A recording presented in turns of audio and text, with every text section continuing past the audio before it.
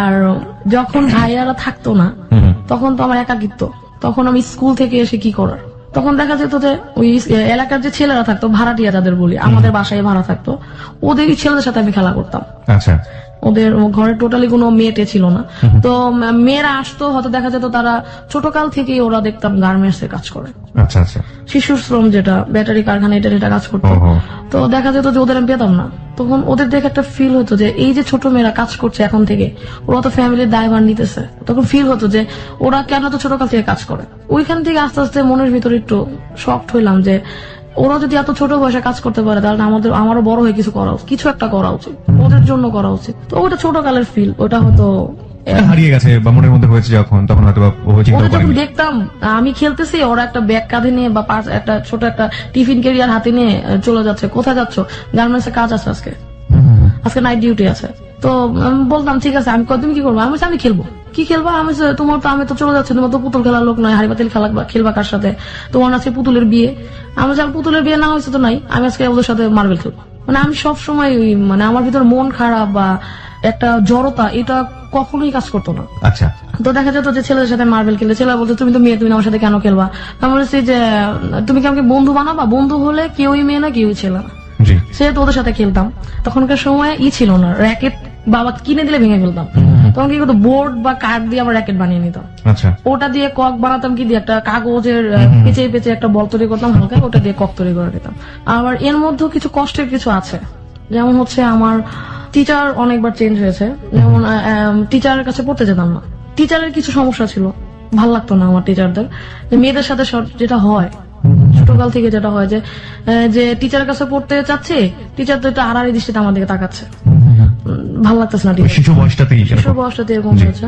আমাকে একদিন একটা টিচার, মানে আমি হাত রেখেছি টেবিলের উপর, সে আমার উপর হাত রেখেছে, হাতটা সরিয়ে ফেলে আমি বললাম যে স্যার আমি কালকে পড়বো, আজকে পড়বো না, আজকে আমার দাওয়াত আছে। কোন ক্লাসে পড়েন তখন আপনি? তখন আমি পড়ি হচ্ছে ক্লাস 2 তে। ক্লাস 2 তে, ওকে।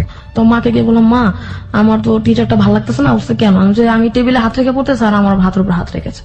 তো মা বলছে কেন?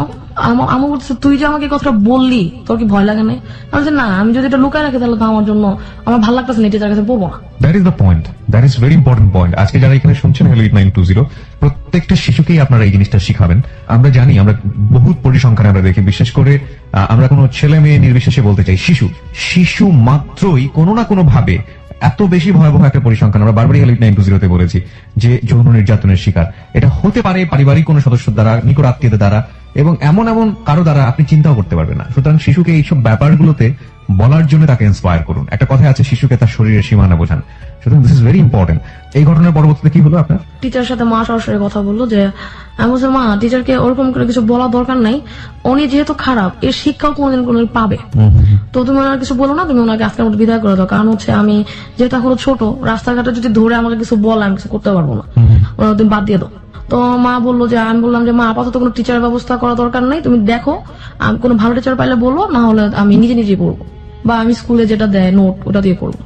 তো মা এরকম করতে করতে স্কুলে আরেকটা টিচার, মানে সে আম্মুকে ম্যানেজ করলো যে আমি আপনার মেয়েকে পড়াতে পারবো, ওর তো মেয়েটা খুব ভালো, ওকে পড়াইলে আমি ইনশাল্লাহ মানে আগে যেতে পারবে। তো সে আর স্যার আসলো, পড়ালো কিছুদিন। আমার ভালোই লাগলো স্যার টিচারকে, যে না টিচারটা পড়াচ্ছে ভালো। টিচারের প্রতি একটা বিশ্বাস চলে আসছিল যে টিচার তো ভালোই পড়াচ্ছে। একদিন বাসায় কেউ ছিল না, মা কাজে চলে গেছে, নানা ভাই ছিল ঘুমে, ডাইনিং টেবিলে বসে পড়ছে। ওই টিচারও মানে দেখা যায় যে ওই একটা কথা এই সময় এসে বলি, তখন তো মনে হতো না যে নারীর ঔরসে জন্মে নারীকে অপমান। হ্যাঁ, আমি একটা ছোট বাচ্চা তখন সে আমাকে পায়ের উপরে, পায়ের বুড়ো যে আঙ্গুল ওটা দিয়ে আমার পায়ের ভিতরে চাপ দিল। আমি মনে করলাম যে এইভাবে মনে হতো লেগে গেছে, ঠিক আছে ওকে। তারপর সে আমাকে কাঁধে হাত দিল, তখন বললাম যে এটা কি হচ্ছে? এখন আমার তো নিজের প্রোটেকশন চিন্তা করা উচিত, যেহেতু মা বলছে নিজের খেয়াল নিজের রাখতে হবে। সবসময় মা যখন বাড়ি থেকে বেরো তখন বলতো যে নিজের খেয়াল নিজে রাখবো, যখন আমি এখন নাই বাসায়।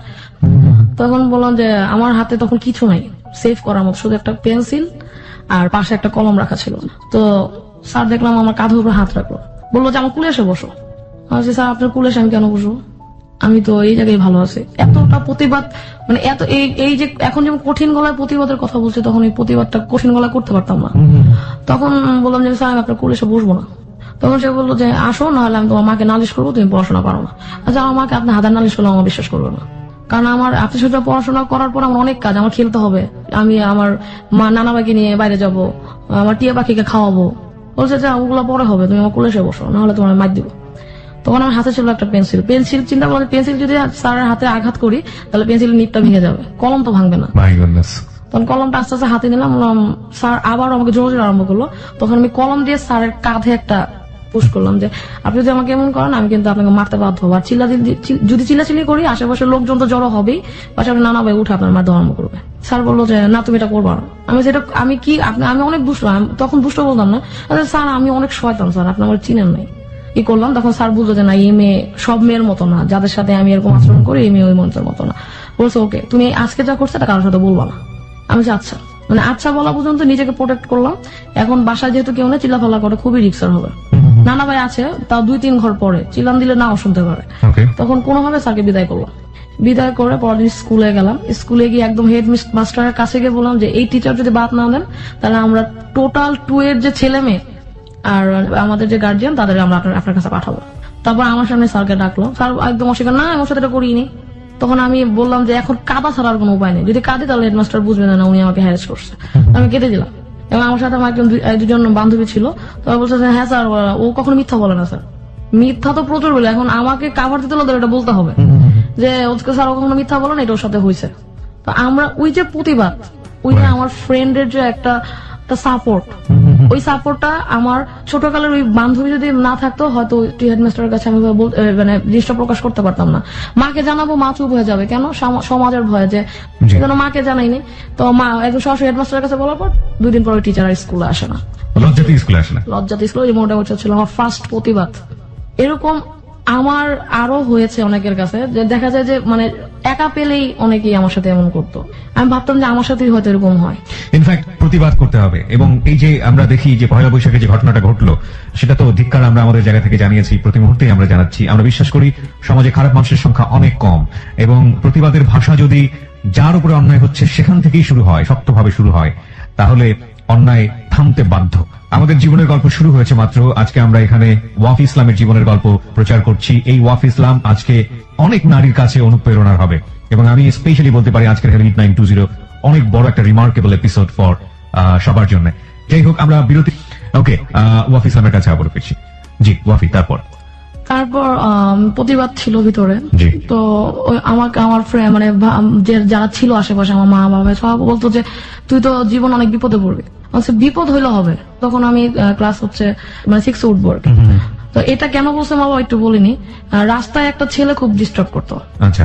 সে হচ্ছে খুবই মানে স্কুলের মেয়ে দেখলেই হচ্ছে সে নোংরামি আরম্ভ করতো রাস্তার মধ্যে।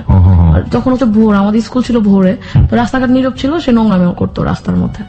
তখন একদিন দেখলাম, পরে অন্য গলি দিয়ে হাঁটা আরম্ভ করলাম। পরে চিন্তা করলাম ফ্রেন্ডরা যে কি করবো না, 3 জন মেয়ে মিলে আমরা স্কুলে একসাথে যেতাম। আমরা চিন্তা করলাম যে ওর একটা শাস্তি করা উচিত, এটা বাড়ি পর্যন্ত আনা যাবে না, ও রাস্তায় শেষ করতে হবে। তো আমাদের বাড়ির কাছে বাড়ি হচ্ছিল, ইটের খোয়া ছিল, পাথর ছিল, আর হচ্ছে বাসা ছিল ইংরেশন বড়, আর ওটার মধ্যে নিলাম মরিচের গুঁড়া মিশা, ওটা হচ্ছে পানি দিয়ে ইট তৈরি করলাম যাতে যদি মারি ওর চোখে যাতে জলে। তো কি করলাম, ইটের খোয়া গুলা আর হচ্ছে ইয়াগুলা পাথর গুলা ব্যাগে নিলাম, জিনিসটা হাতে নিলাম এবং ওড়না করতাম, ওড়নার নিচে লুকায় নিলাম আর কি, স্কার্পের নিচে। সে বললাম যে ও যে রাস্তা দ্বারা ওই রাস্তা দিয়ে যাবো আমরা। তো ফ্রেন্ডরা বললো যে ওরাও একটু ভয় পাচ্ছিল। আমি বলছি ভয়ের কিছু নাই, যদি আমরা 3 জন থাকি ও একা, ওরে মায়ের আমরা টাইট বানা ফেলবো। ও যদি মারতে পারবি না, আমি বলছি তুই তো, আমি যদি মারবো তোর আমার সাপোর্ট দিবি, পিছন দিয়ে ভাইগা দিস না, তাইলেই হবে। তোমার গেলাম ওই গলি দিয়ে, ও ঠিক ওই জায়গাটায় দাঁড়ানো।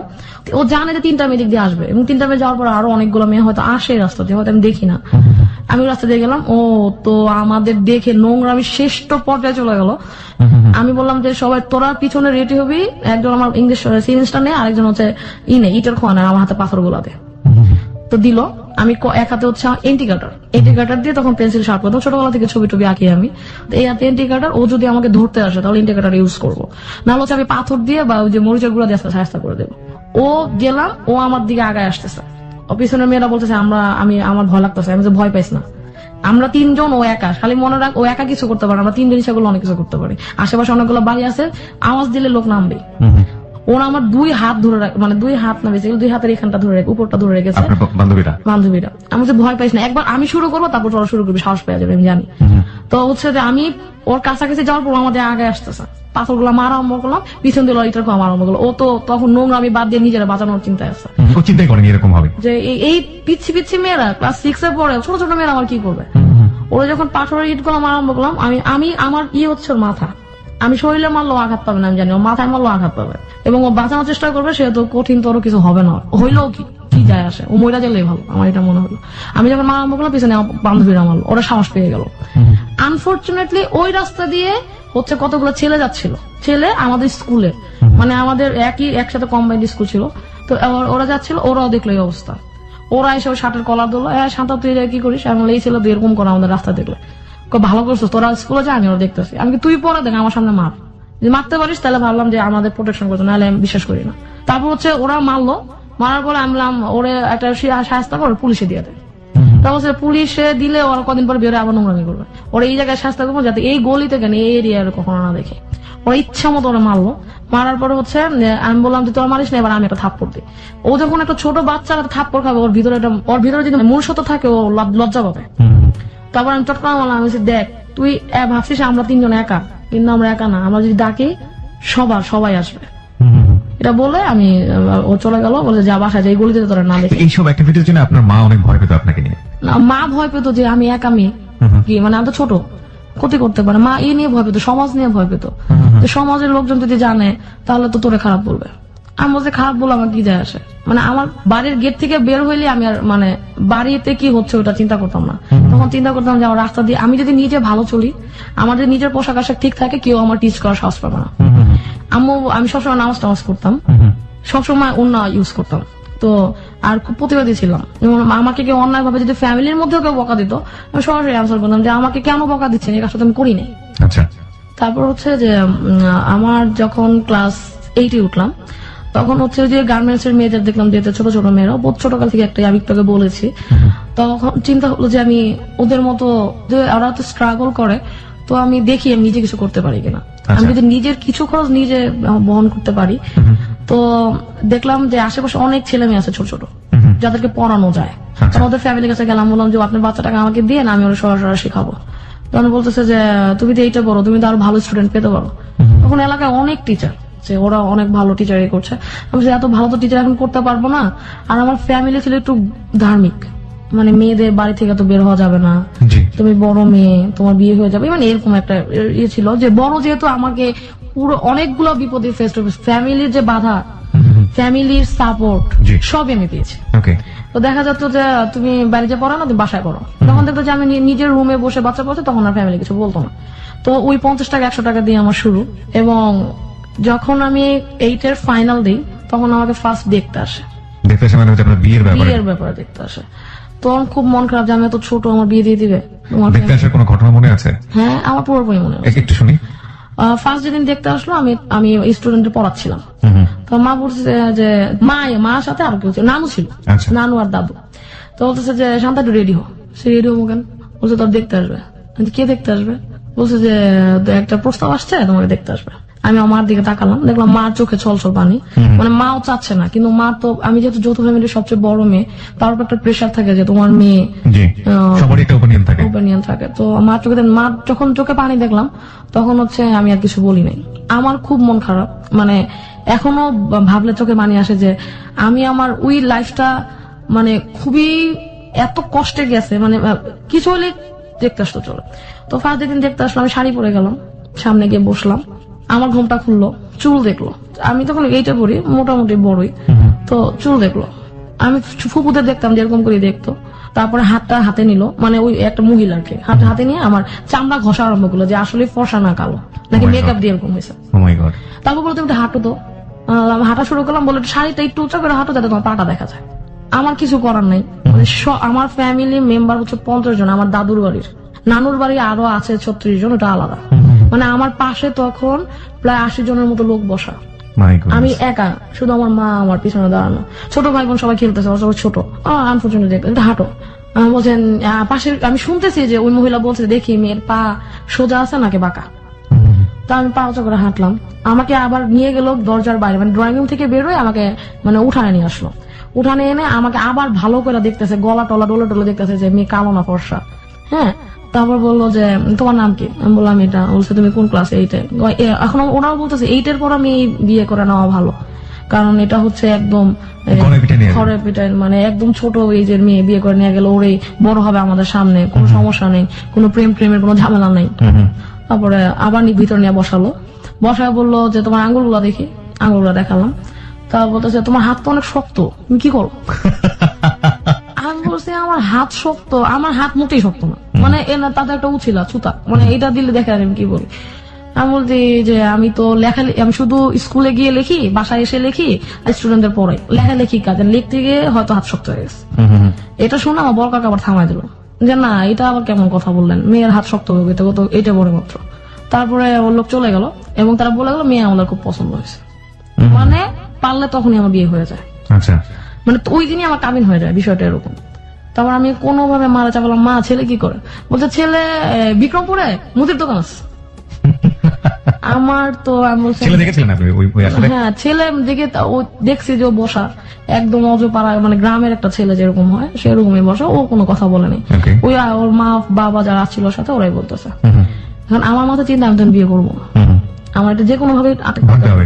কি করলাম, বা ঘরে গিয়ে বললাম মা ছেলে না আমার পছন্দ হয়নি।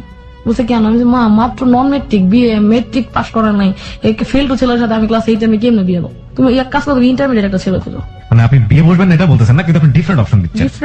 That is intelligent. ওকে, বিয়ে বসবো না যদি বলি তাহলে হচ্ছে ফ্যামিলি প্রেসার দেবে, কেন বিয়ে করবে না? ও নিশ্চয়ই ছোটকাল থেকে প্রেম করা আরম্ভ করছে।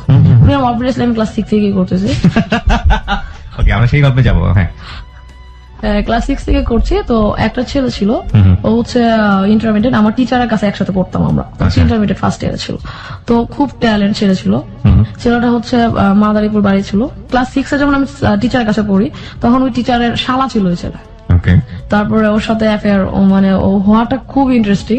ওর নাকের উপর ঘামতো, তো ওইটা আমার খুব ভালো লাগতো, যে নাকের উপরে ঘামে এত কিউট লাগে দেখতে একটা ছেলেকে। ছিল ছোটখাটো গ্রামের ছেলে যেরকম হয়।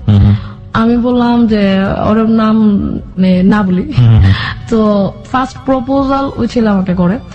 আমরা যখন একসাথে বড় টেবিলে পড়তে বসতাম টিচারের কাছে, টিচার কারেন্ট চলে যেত, তখন ও আমার খাতাটা নিয়ে আমার লিখলো যে তুমি আমাকে নিয়ে কি ভাবছো।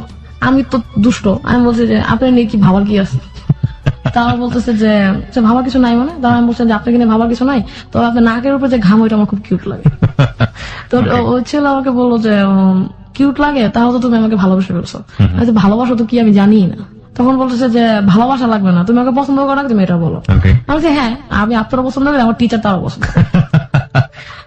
তারপরে ও বললো যে আসলে ফান করতেছি না, যদি তুমি আমাকে লাভ করো তাহলে আমাকে বলো, আমি যদি আপনাকে ভালোবাসি এটা না বলে আপনি আরেকটা মেয়েকে ভালোবাসবেন।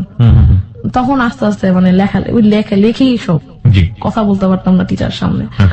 টিচার দেখতো যে আমি লিখতেছি, টিচার দেখতো আবার অপর পেজে গিয়ে আবার ঠাস করে লিখে ওই ছেলেকে দিয়ে পাশেই বসতো, ও ইন্টারমিডিয়েট পড়তো। তারপর হচ্ছে যে বলো যে কালকে তো দুলাভাই থাকবে না, যেহেতু শালা, ও যে কালকে দুলাভাই বাসা থাকবে না, আমার কাছে তোমাদেরকে পড়তে বলবে। তাহলে তো খুব ভালো একটা সুযোগ পাওয়া যাবে, তাই না? আমি এমনি বলতেছি, আমি দুষ্টামি করতে বলতেছি যে দুষ্টামি করো না, কালকে আসো। তো পরের দিন আমি যাইনি, ইচ্ছা করেই যাইনি, কারণ আমার যেহেতু ছোটকালে কিছু ঘটনা আমি বলেছি, আমি চাই না আমি হেরাজ হতে, যদি ভালোবাসি সত্যি করতে ভালোবাসবো, হেরাজ হতে পারবো না। তো ছেলেদের দিয়ে তখন একটু ছেলেদের একটু বিশ্বাস কমে আসে, যে আবার বিশ্বাসটা বেড়ে যায় তখন ভাইয়ারা বাসায় আসে। আমার ভাইরা তো এরকম না, তাহলে চিন্তা করলো সব ছেলে এরকম না। তারপর একদিন বাসায় গেলাম, তো আমাকে প্রপোজ করলো। প্রপোজ করার পরে বললো যে আমার কি ভালো লাগে তোমার? তোমার নাকে যে ঘামে এটা আমার ভালো লাগে। তোমার কি ভালো লাগে জানো? আমি বলছি আমার তো কিছু ভালো লাগে না, আমি যদি একটু সুন্দর না, আমার কি ভালো লাগে তোমার? বলছে তোমার চোখ গুলা খুব ভালো, তোর চোখ গুলা খুব বড়। আমি বলছি কেন ভালো লাগে? গরুর চোখ এই জন্য। বলতেছে যে না, তুমি খুব কিউট, ছোট একটা মেয়ে, খুব প্রতিবাদ, আর তোমার ভিতরে একটা শক্তি আছে যেটা তুমি কাজে লাগাতে পারো। তো ওই থেকে আমার অ্যাফেয়ার শুরু, জীবনের প্রথম ভালোবাসা। তো টিচার দেখলো যে আমাদের মধ্যে খুব ভালো একটা রিলেশন হয়ে গেছে। টিচার পরে মাকে জানালো, মা দেখতো ওই ছেলের ফার্স্ট অক্ষর ছিল পি। তো আমি সবকিছু পি বেসিক কিনতাম, একটা চাবির রিং ওটার মধ্যে পি লেখা, ওটা কিনতাম। তো মা কিছু কিছু বুঝতে পারতো, বুঝতে পেরে বলতো যে তুই যেরকম করতেছিস তো বাবা জানলে তো সমস্যা হবে। আমি কি করতাম, কিছু করি না। তখন ওই যে ক্লাস 8 আমি যখন প্রথম বিয়ের প্রস্তাবটা না করছিলাম, মা বুঝতে পারলো যে ওর কারণে না করতেছে। মা আমাকে সরাসরি বললো না, মানে সবাই চলে গেলাম, বললাম যে মা, সবার সামনে বলছে মা অন্য ছেলে দেখো, ইন্টারমিডিয়েট ছেলে দেখো। ওই ছেলে তো ইন্টারমিডিয়েট পড়তো, মানে সেকেন্ড ইয়ার। মানে আমি ঘুরাই ফিরে ওইটার দিকে নিয়ে যাচ্ছি। আচ্ছা। তখন আমার কথা হচ্ছে বিয়ে যদি করি ইন্টারনেট ছাড়া এখন করবো না। আমার জীবন ছোটকাল থেকে ইচ্ছা ছিল আমি বড় কিছু না হইতে পারি, কিন্তু কিছু মহিলাদের নিয়ে আমি কাজ করবো। কারণ এই যে ছোট ছোট মেয়েরা গার্মেন্টস এ যাচ্ছে, ওদের নিয়ে আমি কাজ করবো। মানে আমার ভিতরে একটা ইচ্ছা ছিল। ওই সময় সেটা? ওই সময় না, ওই আরো আগে থেকে ছিল। ওই সময় তো এটা আরো বেশি শক্তিশালী হওয়া আরম্ভ। ওকে ওকে। তখন বললো যে আমি ওই ছেলেকে জানালাম যে আমার বাসায় বিয়ের প্রস্তাব আসছে। বল দেখো আমি বলছি বিয়ের প্রস্তাব আসছে বলে তোমাকে আমি বিয়ে করতে বলতেছি না, তোমার আমার বিয়ে করানো সম্ভব না, তুমি কত চালান করতে পারবো না। ওই ছেলেরা ছিল গরিব, ওরা দিন আনে দিন খাই এরকম ছিল। আমি যার সাথে অ্যাফেয়ার করি ফার্স্ট, তো ওর বাবার মাদারীপুরে ছিল হচ্ছে একটা কৃষক ছিল। জি। তো ও ঢাকায় এসে খুব স্ট্রাগল করে পড়তো। স্ট্রাগলের কারণে এবং মেধার কারণে আমরা পছন্দ করি। ও করলো কি, বা চলে গেল হচ্ছে ইন্টারমিডিয়েট যখন আমি পরীক্ষা দিল তখন ও গ্রামে চলে গেল, এবং এটা ঢাকায় কিছু সন্ত্রাসের কারণে। ও কলেজ থেকে ফেরার সময় ওকে রাস্তায় সন্ত্রাসীরা ধরলো, তো সবকিছু নিয়ে নিল এবং বললো তুই যদি ঢাকায় থাকিস তাহলে তোর ক্ষতি হবে। খুব ভীত টাইপের ছিল, যেহেতু গ্রাম থেকে আসছে, ও গ্রামে চলে গেছে। তোর মা বললো তুই কি ওর বিয়ে করতে চাস? ওর বিয়ে করতে দেরি হবে। আমি মা আমি ওর বিয়ে করতে চাই না, তোমার ইন্টারমিডিয়েট একটা ছেলে খুঁজো। যেহেতু আমি এইটা পড়তেছি, আমার ওই ছেলে না, আমি ইন্টারমিডিয়েট একটা ছেলে বিয়ে করবো। মানে আমার কথা হচ্ছে তখন কোনো না কোনো ভাবে আটকানো, বিয়েটা ঠাকানো। ক্লাস 8 তখন হচ্ছে আমি আস্তে আস্তে চেষ্টা করি যে আমার যদি ঘরের মধ্যে থাকে তাহলে আমার বিয়ের আরো প্রেশার দিবে। আমার আস্তে আস্তে গন্ডি পেরিয়ে বাইরে যেতে হবে। আমার ফুপু, সবচেয়ে ছোট ফুপু, এই কারণে বিয়ে অনেক দেরিতে হয়েছে। যখন তার 30 বছর তখন তার বিয়ে হয়েছে। তার জন্য এমন এমন ছেলে আসতো, সে পড়াশোনা করতো, এমন এমন ছেলে আসতো যে বিয়ে করার যোগ্য না। আমরা এই ছোটরা বলতাম যে এই ছেলে পছন্দ না, এই ছেলের ফুপা হিসাবে নেওয়া যাবে না। তখন মা বলতো যে তুই তো ফুপুর বিয়ে যেভাবে ভাঙা দিয়েছিস তত তো পারবি না। আমি না পারি, তবে আমারটা বিয়ের ভাঙাও দরকার নেই মা, তুমি ছেলে খুঁজো। আমি তখন ছোট, আমার তো আরো আমি বড় লাভ সুন্দর হবো দেখতে, তখন একবার ভালো ভালো ছেলে। তখন আমি ছেলে বললাম যে তুমি পড়াশোনা করো, তুমি পড়াশোনা বন্ধ করো না, আমি দেখি কিছু করতে পারি কিনা। যদি আমি এক্সট্রা ইনকাম ঘরে দিতে পারি তাহলে আমার বিয়ে আটকানো সম্ভব। প্রিয় শ্রোতা, আরো একবার বিরতির সময় হয়ে গেল। গল্পের মোড়টা কোথায় ছিল, কোথায় এসে দাঁড়িয়েছে এবং কোথা থেকে শুরু হবে, কোথায় গিয়ে শেষ হবে, ইভেন্ট ইউ কান্ট ইমাজিন। আজকে আমাদের এখানে জীবনের গল্প বলছে ওয়াফি ইসলাম, তার জীবনের গল্প এখানে প্রচার হচ্ছে। ওয়াফি ইসলাম আসলে সমাজে পরিচিত একজন মুখ। তার পুরো জীবনের গল্প যদি আপনারা শোনেন তাহলে হয়তো অনেকেই তাকে চিনবেন। এবং এই ওয়াফি ইসলাম আজকে অসংখ্য নারীর, যারা আজকে হ্যালো 8920 কান পেতে আছেন, এবং অসংখ্য শিশু যারা আমরা বিশেষ করে কিশোর যারা শুনি জীবনের গল্প, তাদের জন্য অনেক বড় একটা মডেল হবেন, অনুপ্রেরণার জায়গাতে তারা ওয়াফি ইসলামকে খুঁজে পাবেন নিজের অন্তরের মধ্যে। এটা আমি চ্যালেঞ্জ দিয়ে বলতে পারি। আমরা ফিরে আসতে চাই ভাঙা যায় সেই চিন্তা ভাবনায়, এবং সেটা কাজ করছিল না। তো আপনি আপনার যিনি সেই সময়ের মনের মানুষ তাকে বললেন যে আলটিমেটলি তুমি তোমার মতো পড়াশোনা করো, আমি বাইরে থেকে কিছু ইনকাম করে ফ্যামিলিতে কন্ট্রিবিউট করতে পারি কিনা। তারপর হচ্ছে আমি স্টুডেন্ট পড়ানোর পাশাপাশি আমি একটা স্কুলে জয়েন করলাম, যেটা হচ্ছে কর্মজীবী শিশুদের জন্য মৌলিক শিক্ষা প্রকল্প। ছোট বাচ্চাদের যে যারা কাজ করছে ওদের যে শিক্ষাটা। আপনি স্টুডেন্ট হিসেবে ভর্তি হলেন? টিচার হিসেবে। ওরা কিছু স্টুডেন্ট খুঁজছিল যারা হচ্ছে এই টিচারদেরকে পড়াতে পারবে। তো আমি ওই স্কুলে অ্যাপ্লাই করলাম। অ্যাপ্লাই করার পর আমি টিচার হলাম। তো আমি ওদের নিয়ে ফার্স্ট কাজ করার সুযোগ পেলাম। তো তখন আমি ওদেরকে পড়াতাম, তার পাশাপাশি আমি ওখানে স্যালারি দিত মাত্র 1500 টাকা মাসে 1500 টাকা স্যালারি দিত। তখন আমি ওইটা ফ্যামিলিকে দিতাম। বললাম মা আজকে আমরা এই মাছ খাবো, এটা করবো। মানে সরাসরি দিলে তো বলবো যে মেয়ে ছোট বড় হয়ে গেছে, ইনকাম করে, ফ্যামিলি বলবে। এই জন্য মাকে বলতাম মা আজকে চলো আমরা এই টাকা দিয়ে আজকে এটা খাই। মানে মাকে বুঝালাম যে আমি স্বাবলম্বী। মা বুঝলেই তো সবাইকে বুঝাবে, আমার বিষয়টা ছিল এটা। মা বলতো যে তুই টাকাটা জমা, তুই ঈদের ড্রেস কিনবি এটা দিয়ে। তাহলে ঈদের ড্রেস কিনবো, আচ্ছা ঠিক আছে। টাকাটা জমাতে জমাতে দেখা গেল যে মানে ওই টাকা দিয়ে ঈদের ড্রেস কিনা, আমার ছোট ভাইকে কিছু দেয়া, ওইভাবে বিষয়টা শুরু হলো। আমার ছোট ভাইকে ভীষণ ভালোবাসি, ওকে, ওর নাম হচ্ছে সীমান্ত। ও আমাকে প্রচন্ড সাপোর্ট করে সব ব্যাপারে। আমি বলবো আস্তে আস্তে ওর বিষয়টা বলবো। দেখা গেল যে আমি তখন মাকে দেখতাম যে আনুশিকতার কাজ করতো। তখন মাকে বললাম যে মা আমি কাজ শিখতে চাই। না তুমি কি কাজ শিখবা, আমার জীবন গেছে কাজ করতে করতে, তোরটাও যাবে। আমি বলতেছি যে না আমি কাজ করবো। তখন মা আমাকে খুব মার দিল যে না কাজ শিখে যাবো না। দেখা গেল যে আমি আগ্রহ নিয়ে বসছি এবং কাজটা আমি 3 দিনে শিখেছি। মার কাছ থেকে কাজ। মা খুব 3 দিনে কাজ শিখে ফেললি। তখন মা বুঝে না ওই কাজটা ওটা ছিল কারচুপির কাজ, হাতের কাজ। কারচুপির কাজ, হ্যাঁ। তারপর হচ্ছে যে মা আমি তোমার কাছ থেকে কাজটা শিখেছি, এখন তুমি আমাকে কাজ দাও।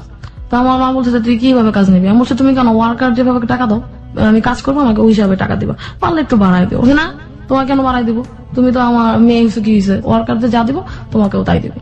তাই আমি বলছি ঠিক আছে না, আমি এখন তুমি মেয়ে ভাববা না, আমি তোমার অঙ্গন ওয়ার্কার, তুমি আমাকে ওইটা ভাবা কাজের সময়। আপনার মার আন্ডারে কতজন কর্মী কাজ করতো? আমার মার আন্ডারে তখনকার সময় কাজ করতো 70 জন। 70 জন, আচ্ছা। ওনারা কাজ করে করে আপনার মাকে দিতেন, আপনার মা এগুলো নিয়ে কোম্পানি দিতেন। আচ্ছা। তো আমাকে কাজ করলাম, মা আমাকে স্যালারি দিত, এবং কিছুদিন পরে দেখা যায় যে ওই যে ছেলের সাথে আমি অ্যাফেয়ার করতাম, আমার টার্গেট ছিল ওরই বিয়ে করবো, এখন না 10 বছর পরে বিয়ে করবো। তাহলে আমি ছেলের বললাম, দেখো আমি বাইরে একটা কাজ পেয়ে গেছি, আমার মার থেকে শুরু করছি, এবং কর্মজীবী শিশুদের স্কুলে আমি পড়াচ্ছি, সেটা আমি আস্তে আস্তে কিন্তু এখন নিজের কেরিয়ার নিজে ডেভেলপ করার চেষ্টা করতেছে। তখন আপনি কোন ক্লাসের স্টুডেন্ট? তখন আমি হচ্ছে ক্লাস 8 এ। ক্লাস 8 এর স্টুডেন্ট। এই জিনিসগুলো কিন্তু খুবই মার্ক করার মতো। ক্লাস 8 এর স্টুডেন্ট, তার ভেতরে কত সুদূর প্রসারের চিন্তা ভাবনা। ওকে, বলুন। তারপর হচ্ছে বললো যে ঠিক আছে, আমার তো ইন্টারমিডিয়েট শেষ, আমি ফাইনাল পরীক্ষা দিব সামনে। ও তখন ঢাকায় থেকে গ্রামে চলে গেছে ইন্টারমিডিয়েটের মাঝখানে। আচ্ছা। তো আমি বলছি ঠিক আছে, তুমি তোমার ই করো, কিন্তু সবচেয়ে মজার বিষয় হচ্ছে তখন মোবাইল ফোন ছিল না, আমরা টেলিফোনে কথা বলতাম। ওর গ্রামে একটা ঠিক মোবাইল, তখন তো অত্র এলাকায় দেখা যেত একটাই টেলিফোন, তখন আমি 12 টাকা মিনিটে কথা বলতাম। দেখা যেত যে কিছু টাকা আমার টেলিফোন বিলিয়ে চলে যেত। আচ্ছা। চিঠি দিতাম, যে টেলিফোনে এত টাকা খরচ না করে চিঠি পাঠাই দিই, মানে খুবই মজার প্রেম করছেন চিঠি তৈরি। তো দেখা যেত যে পাশাপাশি যখন কাজটা নেই, তখন ও বলতেছে ঠিক আছে আমিও দেখি কিছু করতে পারি কিনা। আলটিমেটলি ছেলের পড়ালেখাটা বন্ধ হয়ে গেল, নিজেই করে দিল। কেন? ফ্যামিলি ওর পড়ালেখা টানতে পারতেছে না, এফোর্ড করতে পারছে না। ও কিছু করার চেষ্টা পারতেছে না, গ্রামে তো কিছু করা সম্ভব না।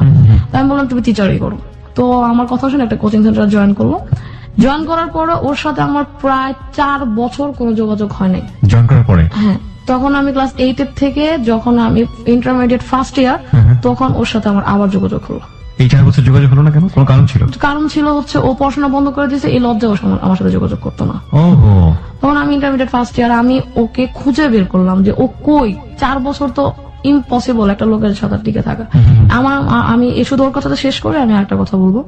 তারপর হচ্ছে যে ওরকে আমি খুঁজে বের করলাম ওর ফ্রেন্ডের মাধ্যমে। ওর ফ্রেন্ড থাকতো ফকিরাপুর, অনেকদিন আগে আমাকে বলছে, যখন এইটা পড়ি তখন বলছে যে আমার একটা ফ্রেন্ড থাকে ফকিরাপুর এমন এমন জায়গায়।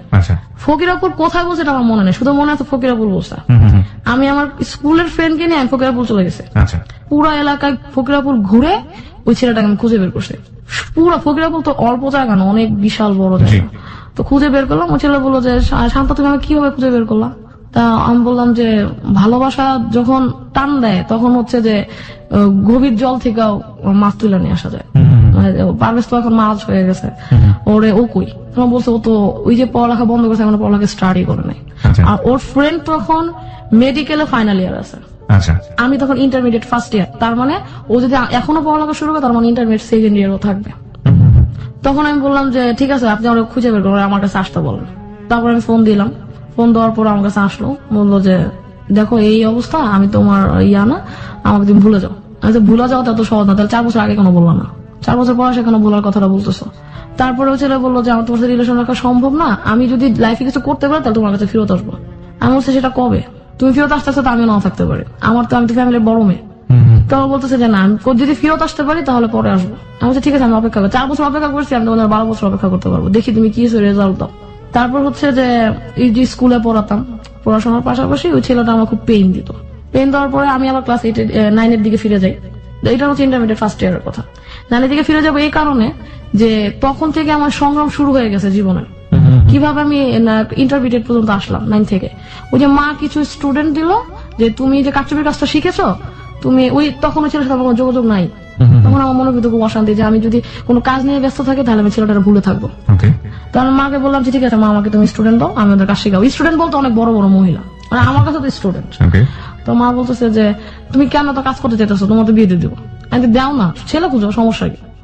তখনও আমি ছেলেরা ভুলি নেই, 4 বছরের মাঝখানে আমি বলছি যে বিয়ে দাও, ব্যবস্থা করো। যেহেতু আমার সাথে কোনো যোগাযোগ রাখতেছে না, আমার তোর খুঁজে বের করতে, আমার ভিতরে তোর ফিলটা আছে।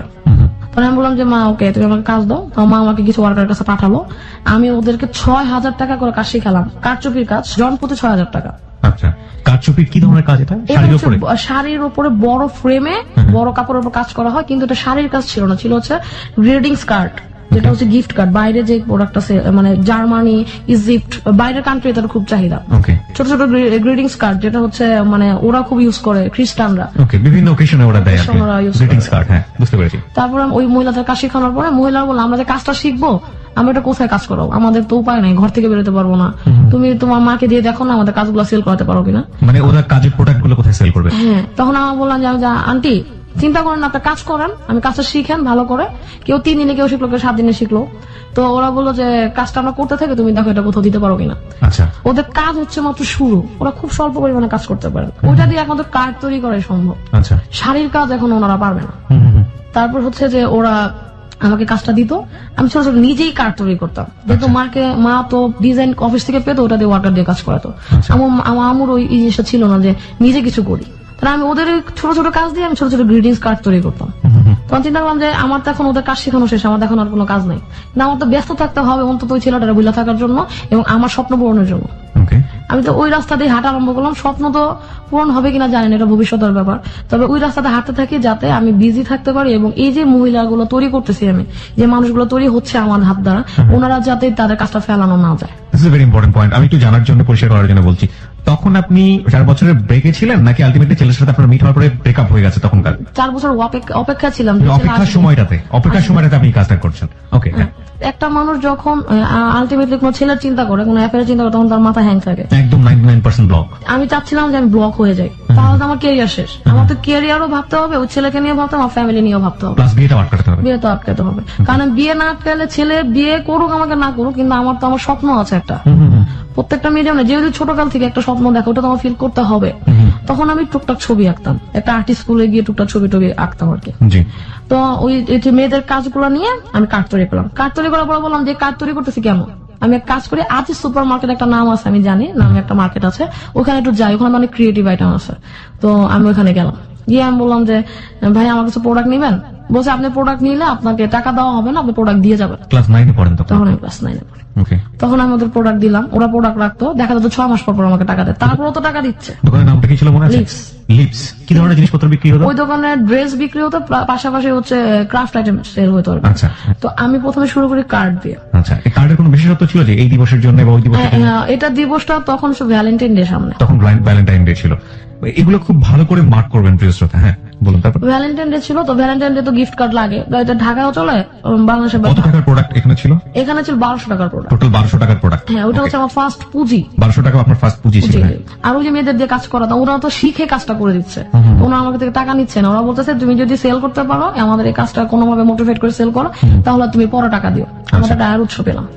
তখন হচ্ছে যে আমি আদি সুপারে গেলাম, প্রোডাক্ট দিলাম, তারা পছন্দ করলো, 1200 টাকার প্রোডাক্ট রাখলো, আমার নিজের পুঁজি খাটায়। আমি বলছিলাম যে ভাই যদি সেল হয় তাহলে আমাকে যদি অর্ডার দেন তাহলে আমাকে কিছু টাকা অ্যাডভান্স করে দিন, আমার হাতে টাকা নাই। আমি যে স্টুডেন্ট পড়াই আর যে স্কুল করি, ওইটা দিয়ে আমার রাস্তা ভাড়া বাদ দিয়ে আমার আপনার কাছে আসতে হবে, প্রোডাক্ট গুলো দিতে হবে। আচ্ছা, আর আমি কিছু মহিলা নিয়ে কাজ করতেছি, যেহেতু আমি এত বড় না, আমার কাছে তো টাকা নাই, ফ্যামিলি দিবে না এত টাকা। তো সেই ক্ষেত্রে ওরা করলো কি যে ঠিক আছে আপনি চলে যান, আপনাকে প্রোডাক্ট বিক্রি হলে জানাবো। তখন তো আমার কাছে মোবাইল নেই, কিভাবে জানাবে? তখন বললো যে আপনার কাছে TNT নাম্বার আছে? TNT নাম্বার ছিল শুধু আমার নানুর ঘরে। TNT নাম্বার ফোন দিব? আচ্ছা ভাই তাহলে আমি একটা টাইম দিয়ে যাই, ওই টাইমটাই ফোন দিন, কারণ যদি অন্য টাইমে ফোন দেয়, আমি যদি না ধরি, অন্য কেউ ধরলে বলবে শান্তা ব্যবসা করতেছে। তো আমাকে ওয়াফি ডাকতো বাসায় কয়েকজন, যে তখন আমি একটা টাইম দিয়ে দিলাম আধা ঘন্টা, যে ভাই আমার ফোন দিলে এই থেকে এই টাইম পর্যন্ত ফোন দেবে। ওখানে একটা ভাইয়া ছিল যে খুবই ভালো, ও আমাকে করতে গিয়ে সাপোর্ট দিত উনি। তারপরে ওই ভাইয়া আমাকে বললো যে ঠিক আছে ওই টাইমটা ফোন দিব, আপনি ফোনটা আপনিই থাকবেন লিপসের। তো ওই ভাইয়া উনি আমাকে ফোন দিয়ে বললো একদিন, তা ফোন দিল যে আপা আপনার তো এরকম এরকম কিছু কার্ড ছিল, সে কিছু কার্ডের অর্ডার আছে। বাহ, আমি তো খুবই খুশি, অর্ডার শুনেই খুশি, যে কি কাজ করলাম যে অর্ডার চলে আসছে। তো সাথে সাথে চলে গেলাম, নিজের প্রতি একটা বিশ্বাস ছিল যে আমি কাজটা ভালো করতে পারবো।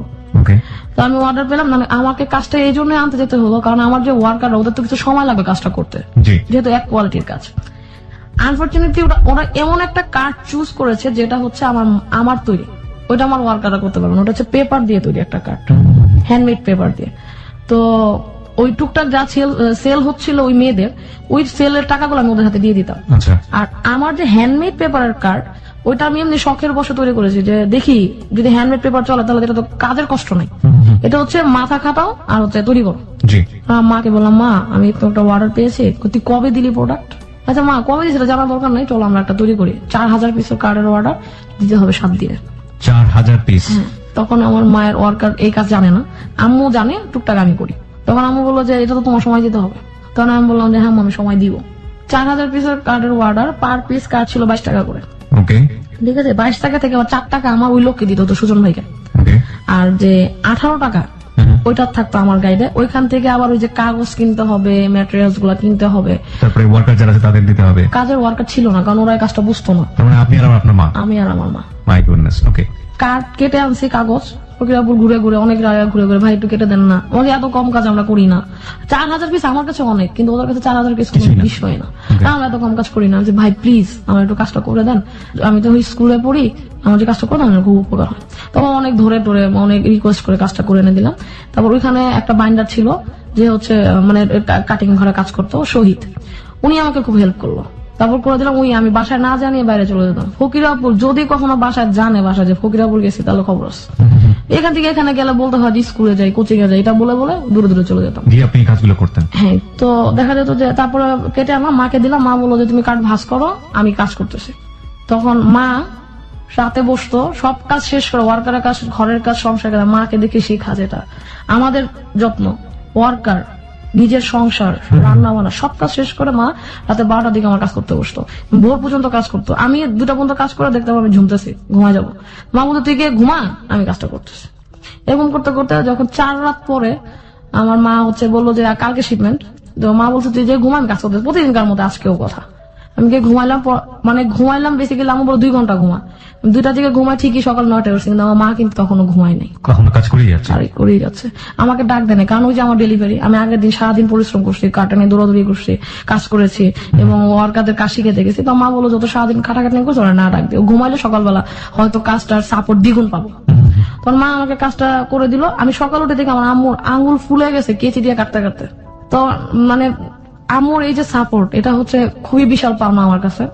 আম্মু দেখলাম যে আম্মু করতেছে, করতে করতে বললো যে তুমি এখন এটা পেস্টিং না, আমি একটু গিয়ে ঘুমাই, কারণ আমি একটু আবার কাজ করতে হবে।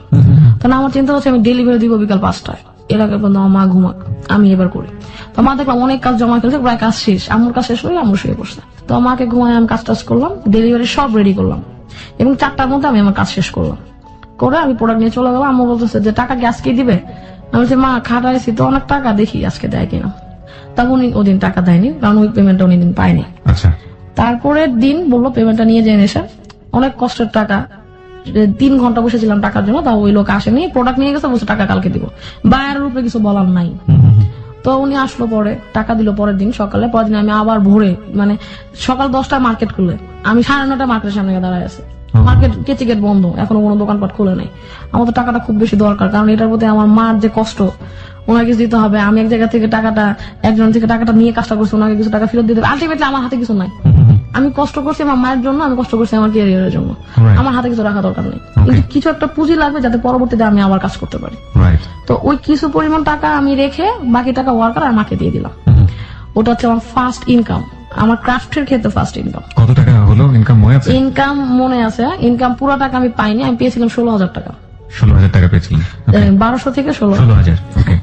তো 1200 থেকে 16,000 আমি পুঁজি রাখলাম 2,000। আমি জানি যদি এরপর অর্ডার পাই 2,000 টাকা দিয়ে কাজ শুরু করবো, বাকি টাকা অ্যাডভান্স নিয়ে আমি কাজ করবো, কারণ আমি তো কাজটা করতে পারছি। ওটা হচ্ছে আমার নিজের প্রতি নিজের চ্যালেঞ্জ, আমি যে কাজ করতে পারি কিনা, প্রথম ওটা চ্যালেঞ্জ। আমি বললাম এরকম চ্যালেঞ্জ আমি হাজারো গ্রহণ করতে পারবো যদি আমি কাজটা করতে পারি।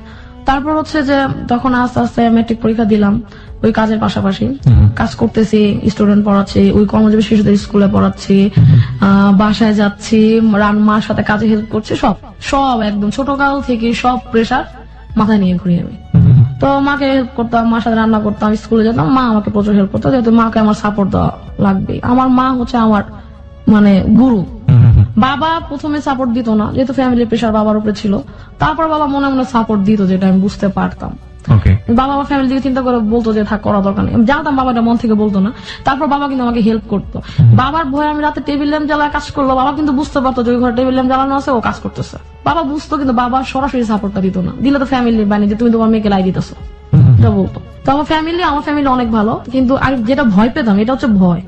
কিন্তু আলটিমেটলি দেখলাম ফ্যামিলি কোনো বাধা দেয় না, বাধাটা আমার ভিতরে। এক ক্ষেত্রে মনে হলো যে যদি বাধাটা কাটায় সামনে যেতে পারি তাহলে হচ্ছে আমি গেইনার, না হলে আমি গেইনার হতে পারবো না। তো ইন্টারমিডিয়েট ভর্তি তখন বললো যে শান্তার জন্য ছেলে দেখা দরকার, তো ওর জন্য ছেলে দেখি। ছেলে তো অনেক আগে থেকে দেখতো, দেখো একটা ভালো ছেলে পাবো না, এখন তো ইন্টারমিডিয়েট, এখন তো মেট্রিক পাস ছেলে চলবে না। বলছে যে কি পাস ছেলে চাও? বলছে অন্তত অনার্স, আমি তো ইন্টারমিডিয়েট। অনার্স করতে করতে এটা কত দূর নেই, এটা হচ্ছে আমার ব্যাপার। এটাকে আমি অনেক দূর পর্যন্ত নিয়ে যাবো, কারণ বিয়েটা এখন করা যাবে না। বিয়ে করলে হাজবেন্ড করতে দিবে কিনা এটাও একটা কথা। Right right. তো চিন্তা করলাম যে এই কাজটা দিয়ে দেখি কিছু দূর আগার জায়গাটা, যতদিন বিয়ে না হয়। তখন আমি করতে করতে ইন্টারমিডিয়েট ফার্স্ট ইয়ারে আমি আলাদা নাসে ভর্তি হলাম, কিন্তু মাকে রাজি করলাম, মা আমি 3 মাসের জন্য বাইরের একটা কলেজে ভর্তি হতে চাই। আচ্ছা, বাইরের ফোন করলো যে আমি বাইরের একটা কলেজে ভর্তি হবো, আমি 3 মাস পরে আবার আলাদা নাসে চলে আসবো। এটা অ্যাপ্লিকেশনের মাধ্যমে করা যায়। তো মা বললো যে 3 মাস না, তোমাকে 6 মাস সুযোগ দেবো, তুমি বাইরের একটা কলেজে পড়ো। কেন 6 মাস? কেন 6 মাস? মানে আমার তো ফ্যামিলিকে বলতে হয় যে আমি কলেজে যাচ্ছি, কিন্তু বাড্ডার মধ্যে থাকলে আমি কোনো দিনই সামনে আগাতে পারবো না। ও ওকে, তার মানে আপনার টার্গেট ছিল যে আপনি যদি বাইরে 6 মাস থাকেন, এই 6 মাস আপনি ইজিলি মুভ করতে পারবেন আপনার প্রোডাক্টের জন্য। ওকে, এটা হচ্ছে আমার টার্গেট। পাশাপাশি যে ছেলের জন্য আমি অপেক্ষা করতেছি তার সাথে মিট করা। আমার মাথায় অনেকগুলো টেনশন, যে মাকেও ম্যানেজ করা, বাবাকে ম্যানেজ করা, ফ্যামিলিকে ম্যানেজ করা, পাশাপাশি ওই ছেলে এবং আমার ক্যারিয়ার। তখন আমি বলছি আমার টার্গেট ছিল একটা, যে আমার ক্যারিয়ার ডেভেলপ করতে হবে, আমি এই দুস্থদের নিয়ে কাজ করবো, এই গরিবদের নিয়ে আমি কাজ করবো। তখন আমি বিজ্ঞান কলেজে ভর্তি হলাম। তো ভর্তি হওয়ার পরে গেল 1 মাস কোন রকম। 2nd মাসে আমার ফ্রেন্ড ছিল কিছু, এই কলেজের বিজ্ঞান কলেজে কিছু ফ্রেন্ড তৈরি হলো। ফ্রেন্ডের মধ্যে একটা ফ্রেন্ড যে রিয়েল ফ্রেন্ড হিসেবে বেরোয় আসলো, ওর নাম হচ্ছে সৌরভ চৌধুরী জুয়েল। তো ও বললো যে তুই ঠিক, তখন আমি ওয়াফি হিসেবে পরিচিত সবার কাছে। ওয়াফি, তুই কি করতে চাস? তখন আমি বললাম যে দোস্ত, আমার তো এরকম কিছু চিন্তা ভাবনা আছে, আমি এই জন্যই বাইরে বের হয়েছি, যে আমি কিছু করতে পারি কিনা। বাসায় যেতাম, কলেজ শেষ করে বাসায় যেতাম, কিন্তু ওইটুক সময় আমার কাজটা করা লাগতো, পড়াশোনার পাশাপাশি কাজ। তখন আমার ফ্রেন্ড বললো যে তুই আজ একটা জায়গায় প্রোডাক্ট দিতেছিস, আমি আরেক জায়গায় যাবো, কিন্তু ওই জায়গায় কেউ ওকে সাথে নিয়ে যেতে হবে।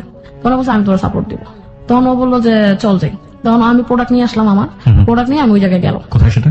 সেটা হচ্ছে আজিজি নিচতলা একটা দোকান। এটা হচ্ছে তখন প্রথম ক্রাফট আইটেম ওরা তৈরি করে। আচ্ছা, একদম পুরো দোকানটা কোনো কাপড় চোপড় না, শুধু ক্রাফট আইটেম। ওকে, তো ওখানে গেলাম। ওখানে যাওয়ার পর ওরা আমাকে অর্ডার দিল যে আপনার কাজ পছন্দ, আমি এই ধরনের কাজ চাচ্ছি, আপনি আমাকে কাজ দেন। তখন আপনি হাতে কি কাজ করেন? শুধু কার্ডই তৈরি করেন? আমি তখন হ্যান্ডমেড পেপারের কার্ড তৈরি করি এবং একটা অ্যালবাম তৈরি করে ফার্স্ট ওই যে দোকানে আমি যাই আজ ওই দোকানে নিয়ে যাই অ্যালবাম। মানে আপনি এটা নিজে থেকে তৈরি করলেন? নিজে থেকে ক্রিয়েট করে তৈরি করলাম, যে দেখি মানে সবাই তো ছবির অ্যালবাম বানায়, আমি একটা বানাই।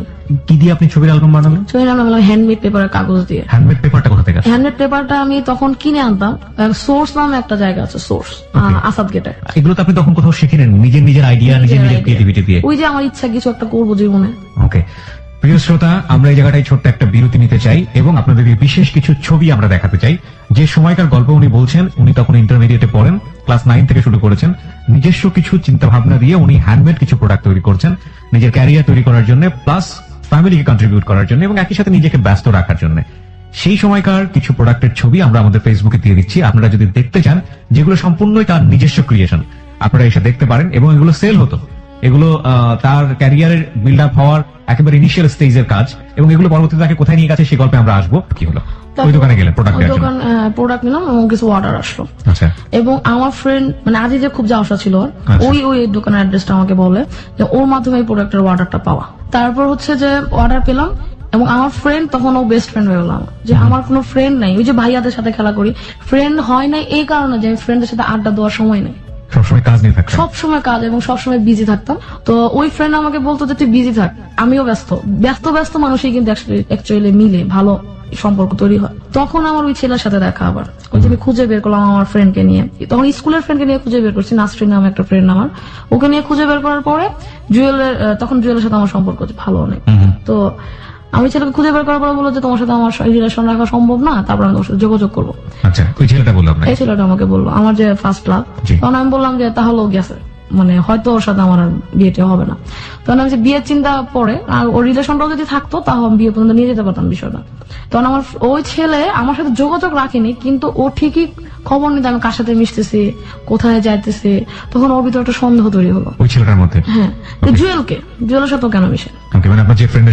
হ্যাঁ, আমার কথা হচ্ছে ও আমার রিয়েল ফ্রেন্ড। আমার ফ্রেন্ডের ব্যাপারে যদি কেউ নোংরামি চিন্তা করে তাহলে তো হবে না, সবাই তো নোংরা হয় না। ও আমাকে সরাসরি ফোন দিল একদিন, তখন বললো যে শান্তা তোমার সাথে যে ছেলের সাথে মিশো, ছেলেটা কে? বলছে আপনি কে? আমি ফোনের গলা শুনে বুঝতে পারছি যেহেতু তোমার সাথে রিলেশন ব্রেকআপ করে দিছে, তারপর আবার কেন ফোন দেয়? তখন বলছে আপনি কে? বলছে আমি পারভেজ। আপনি কেন আমাকে ফোন দেন? আপনার সাথে আমার রিলেশন নাই, এতদিন রিলেশন রাখার পর, এতদিন অপেক্ষা করার পর আপনার আমার প্রতি কোনো ফিলিংস তৈরি হয় না, তো আপনি আমার সাথে কেন ফোন দিচ্ছেন? আর ও হচ্ছে আমার ফ্রেন্ডকে নিয়ে নোংরা চিন্তা করবেন না প্লিজ। তখন ও বললো যে না তুমি সাথে মিশবা না। আমি বলছি কেন? আপনি আমার পার্সোনাল ভাবে ইন্টারফেয়ার করার কে? অনেক আগে এটা ক্লোজ হয়ে গেছে। মানে আমি কষ্টে নিয়ে বলতেছিলাম বিষয়টা, যে যে আমার কোনো খোঁজ খবর রাখতে চায় না সে কেন আমার কাছে ফেরত আসলো। তখন বলতেছে যে আমি তোমার কাছে তো বলছি ফেরত আসবো, আমি বলছি, তখন তো আমার নাও সময় থাকতে পারে আপনার দিকে তাকানো। তো ওকে বললাম যে আপনি আমার এই ব্যাপারে ইন্টারফেয়ার করেন না, আমার অনেক ফ্রেন্ড আছে, যদি সন্দেহ করেন আপনার সন্দেহ কিছু আমার কিছু যায় আসে না। তখন বলতেছে যে না তুমি ফ্রেন্ডের সাথে যোগাযোগ করবো না। তখন আমার কিছু আমি এমনি অনেক বিপদের মুখে আছে, তারপর আরে বিপদ আরম্ভ করছে, সবসময় আমাকে ফলো করতো। দেখলাম যে আমাকে ফলো করতেছে, ফলো করার পর আমার ফ্রেন্ডে বললাম যে দোস্ত আমি আপাতত আমার তোর সাথে যতটুকু কাজ করার এগুলো আমি আমার আলাদা আছে স্কুল এন্ড কলেজ যেটা আমি যেখানে শুরু করছি ওখানে গিয়ে করবো। তখন আমার ফ্রেন্ডের সাথে আড্ডা তখন আমি আড্ডাটার মজা পাই যে আড্ডা আসলে কি, একটা মানুষের মগজকে স্বস্তি দেওয়ার জন্য আড্ডা অনেক বেশি প্রয়োজন।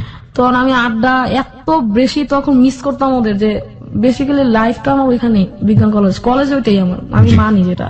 আর আড্ডা না আমি কলেজে ঠিকই পড়াশোনা করতাম, কিন্তু আড্ডাটা ওইখানে গিয়ে মারা হতো। দেখা যায় যে ফ্রেন্ড জুয়েল বলছে তুই আয়, তখন ওর মাধ্যমে কিছু প্রোডাক্ট দিই, ওই যে দোকানের প্রোডাক্ট নিয়ে 30,000 টাকার অর্ডার পেলাম। তখন কি আপনি নিজে করতেন নাকি কিছু লোকজন নিয়ে গেছেন? তখন আমি আমার মায়ের পাশে মাকে বললাম যে মা যেহেতু এখন 30,000 টাকার অর্ডার, আমার লোক লাগবে অন্তত 2 জন। সাথে সাথে আমার ভাই বললো যাবো তোর লোক এখন টাকা দেওয়ার সময় আসে নাই, ওয়ার্কার পালার সময় এখন আসে না, আমি তোর সাথে কাজ করবো। আমার ছোট ভাই আমাকে সাপোর্ট দিল, এবং ও দেখলাম ওর ফ্রেন্ড নিয়ে আমার সাথে কাজ করলো। এবং আমার যে ওয়ার্কার যারা কাজ করতে, যাদেরকে আমি কাজ শিখিয়েছি 6 জন, ওই 6 জনকে কাজ শিখেছে, ওরা বললো যে তুমি আমরা পারি না, তুমি শিখাই দিবা। এখন তো এত আস্তে আস্তে ওয়ার্ডার বড় দিকে যেতেছে, তুমি এখন যদি আমার না শিখাও তাহলে তুমি এত কাজ কিভাবে দিবা। তাহলে আমি ওদেরকে কিছু কাজ দিলাম, আমরা সবাই মিলে কাজটা তুলে নিয়ে আসলাম। যেটা সময় পেয়েছিলাম 14 দিন, ওইটা আমরা তৈরি করে বললাম 10 দিনে। 10 দিনে দিয়ে আমি আমার পেমেন্ট নিয়ে আমার সবাইকে দিয়ে দিতাম। দিয়ে দেওয়ার পরে জুয়েল আমাকে বললো, মার সাথে জুয়েলের সাথে ভালো সম্পর্ক ছিল, তো জুয়েল আমাকে একদিন বললো দোস্ত তুই এখন ইন্টারমিডিয়েট শেষ পর্যায়ে তুই এক কাজ কর, তুই ইন্টারমিডিয়েট পরীক্ষার পরে প্রাচ্যনাটে ভর্তি হ, থিয়েটার। ওইখানে হচ্ছে যে মানে থিয়েটার বেসিক্যালি কাজ করায়, আর হচ্ছে লাইট ডিজাইনের কাজ করায়। তুই ও হয়তো ফিল করছে যে আমার হয়তো থিয়েটারিক্যাল বা প্র্যাকটিক্যাল লাইফে আসা জরুরি অনেক। তো বলে দোস্ত তোর থিয়েটার করা উচিত। তখন আমি বললাম থিয়েটার তো আমি খুবই অপরিচিত এই জায়গাটার সাথে, কারণ আমি সন্ধ্যা 6টার পরে বাইরে থাকতে পারতাম না। নাটক গুলো সব হতো সন্ধ্যা 7টা 7:30টায়। তখন আমি থিয়েটার দেখিও নাই কোনোদিন। তখন ও আমাকে জোর করে বললো দোস্ত তুই ফ্রেন্ডের কারো জন্মদিনের কথা বলে বাসা থেকে বেরো, তোর আমি কোনো নাটক দেখাই। অনেক কষ্টে ম্যানেজ করে মা প্লিজ আজকে আস্তে আস্তে 9টা বেজে যাবে, আমার ফ্রেন্ডের জন্মদিন হ্যান ত্যান বলে আমি বাসা থেকে বেরোলাম। ইন্টারমিডিয়েট পরীক্ষা মাত্র দিয়েছি। তো আমাকে একটা নাটক দেখালো, এবং যে থিয়েটারে আমি ভর্তি ওই থিয়েটারে নাটকটাই দেখালো, প্রাচ্যনাটে রাজা এবং অন্যান্য। এই নাটকটা আমাকে দেখালো, আমি খুব ইমপ্রেসড। আর আমি বললাম যে আমি থিয়েটারে ভর্তি হবই।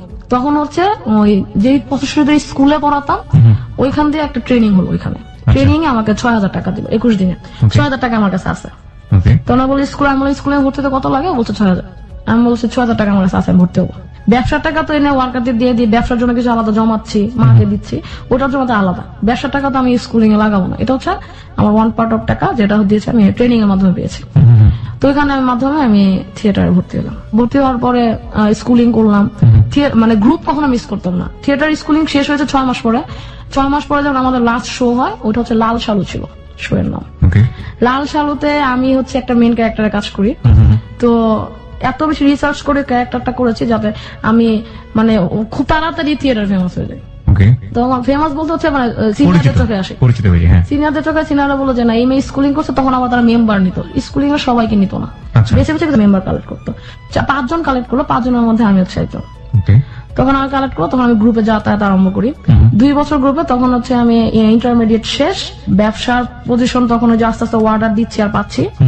যখন আমি গ্রুপে যাওয়া আসা আরম্ভ করলাম, গ্রুপের যে পাভিল ভাই আজাদ আবুল কালাম, আমাদের মেইন যে আজাদ আবুল কালাম, কনক কার্তিকের গান, ওনারা আমাকে সাপোর্ট করলো যে তুমি দেখো যে এখন কোন ব্যান্ডে যেন গায়, জলের গানে গায়, হ্যাঁ রাহুল দা। তারপর হচ্ছে বললো যে তুমি দেখো যাত্রা যেতে পারো কিনা। যাত্রায় প্রোডাক্ট গুলো খুব চাই, হ্যান্ডমেড পেপারের পণ্য তখন মাত্র বাজারে আসা আরম্ভ করছে। ওই আমি শুরু করছি, কিন্তু যারা যারা বড় বড় কোম্পানি আছে এরা বাইরে দেয় না, ওনারা হচ্ছে নিজেদের ব্র্যান্ড। আমি হচ্ছে ফার্স্ট যে হচ্ছে প্রোডাক্ট গুলো তৈরি করে লোকাল মার্কেটে ছাড়া আরম্ভ করি। প্রোডাক্ট গুলো ছাড়ার পাশাপাশি দেখা যাচ্ছে যে যাত্রায় প্রোডাক্ট দাও, আমি হচ্ছে যাত্রা অনেক দূরে, যাত্রার তখনই প্রোডাক্ট দিব যখন আমার ফ্রেন্ড তো আছেই সাপোর্ট হিসেবে, আমার আরেকটা মেইন একটা সাপোর্ট যোগ হবে। কারণ আমার মা বাড়িতে সাপোর্ট দিচ্ছে, ফ্রেন্ড পাশে থেকে সাপোর্ট দিচ্ছে, ওর সাথে আমার দেখা হয় বছরে একবার, 6 মাসে একবার। কারণ যেহেতু আমি ওর কলেজে পড়ি নাই, 6 মাস পরে চলে আসছি, তো আমার একটা সাপোর্ট দরকার যে রেগুলার আমার সাপোর্ট দিবে। তখন আমি পাশাপাশি নাচ করতাম, ওকে নৃত্যাঞ্চলে আমি কিছুদিন কাজ করেছি, আমি অনেক বড় হয়ে নাচ শিখেছি। ঠিক নৃত্যাঞ্চলে বেশ কিছু শো করেছি আমি। ওকে ওখানে আমার স্নাতা দিয়েছিল, যে হচ্ছে প্রাচ্য নাটেরই একজন মেম্বার। ওকে উনি হচ্ছে শতাব্দী ওয়াদুদ, যে এখন সিনেমা করছে, গেরিলার যে মেইন ভিলেন, ওকে উনি হচ্ছে ওনার ওয়াইফ স্নাতাদি। ওকে তো ওনার মাধ্যমে আমি আরো কিছু প্রোগ্রাম করলাম স্নাতাদির মাধ্যমে। তারপর হচ্ছে যে আমি আবার প্রাচ্যনাটে যাওয়া আসা করতাম, বিজনেস করতাম। তো সবাই খুব ইমপ্রেস যে এই মেয়ে এত কাজ করে, আবার স্কুলেও পড়ায়। সবচেয়ে মজার ব্যাপার হচ্ছে যেদিন আমার কাছে ভাড়া থাকতো না আসার, প্রাচ্যনাট ছিল মগবাজার দিল রোড থেকে বাড্ডা পর্যন্ত হেঁটে যেতাম। তখন আমি পড়ি হচ্ছে অনার্স সেকেন্ড ইয়ার, আমি পড়তাম মার্কেটিং আমার মোটেই মন বসতো না, কারণ আমি তো ক্রাফট সেক্টরে মার্কেটিং এ পড়ি। কারণ এটাও বলি, ইন্টারমিডিয়েট পাশ করার পরে যখন আমি চারুকলা ভর্তি হতে ছিলাম ফ্যামিলি থেকে, আমার ফ্যামিলি আমার সম্পূর্ণ বাধা দিল যে প্রাচ্যনাটে ভর্তি ছিল। আমি ফ্যামিলিকে জানাইনি, আজ অব্দি ফ্যামিলি জানা যে আমি থিয়েটারে কাজ করি। ওকে বাসা থেকে বললো যে চারুকলা ভর্তি হতে পারবো না, চারুকলা যারা পড়া সব গাঁদা খায়।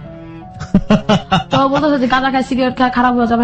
চারুকলা যারা শুনছেন তারা মাইন্ড করবেন না প্লিজ, আপনারা নিজেরাও জানেন এই ধরনের কথাবার্তা প্রচলিত আছে, but that is not true. সাধারণ মানুষের মনে হতেই পারে এরকম।